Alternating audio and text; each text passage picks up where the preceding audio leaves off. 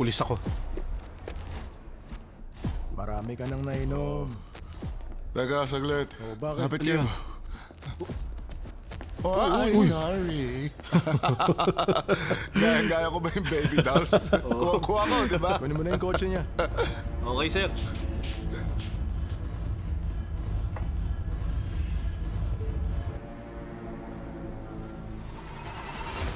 Salamat.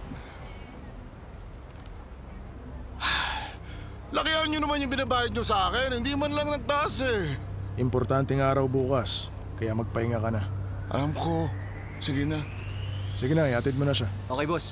Tara na. Mahirap kumita ng pera.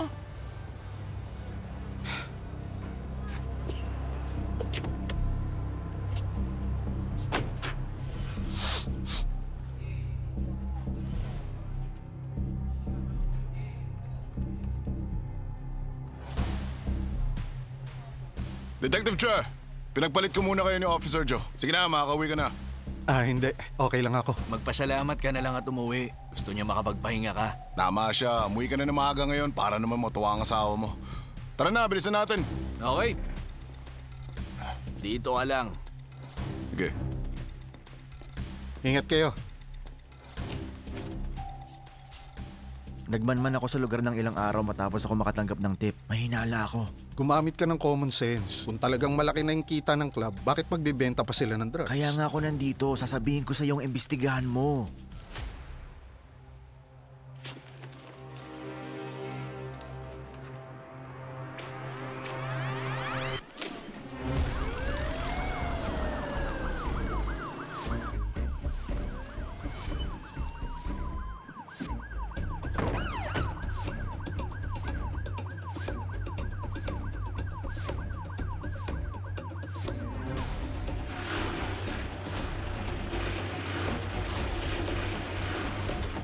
Sir!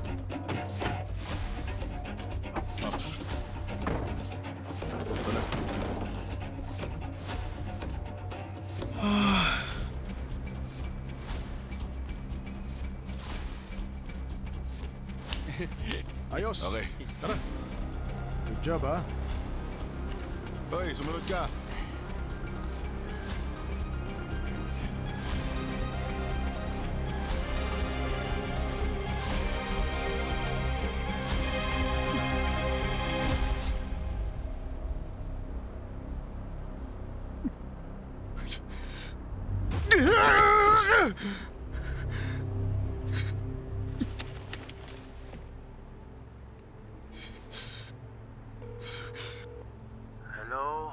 Yung Mil, tama ka nga.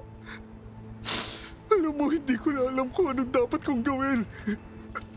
Teka, saglit lang. Ano nangyari? Nasaan ka? Pupuntahan kita ngayon. Huwag ka na pumunta. Pupuntahan kita. Ikaw lang ang mapagkakatiwalaan ko. May i-check lang ako.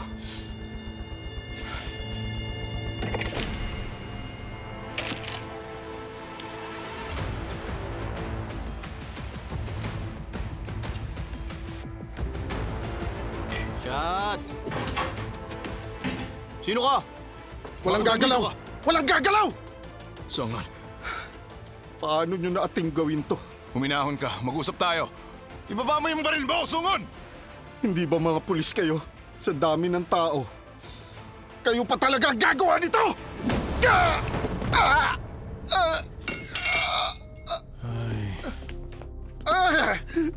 Oy, Songon.